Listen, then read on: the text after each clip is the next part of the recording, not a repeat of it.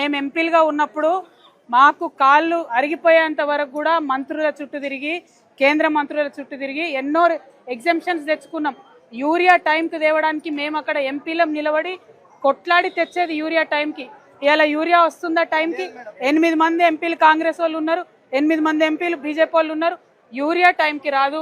కొనుగోలులో ఎక్కడ కూడా వీళ్ళు కనీసం ఒళ్ళు నొప్పించుకుంటలేరండి. ఒకసారి ఒక్క అడిగి ఇడిదాకా వచ్చిపోవచ్చు కదా, ఒక ఉత్తరం రాయొచ్చు కదా, ఒక ఫోన్ ఎత్తి మాట్లాడొచ్చు కదా.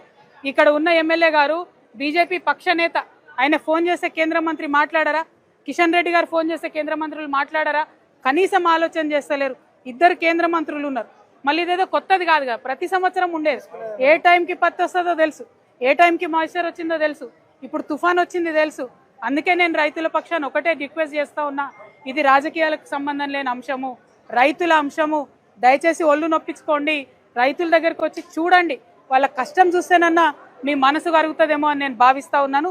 అందుకే ఎమ్మెల్యేలు ఎంపీలు ఇక్కడికి రావాలని డిమాండ్ చేస్తున్నా.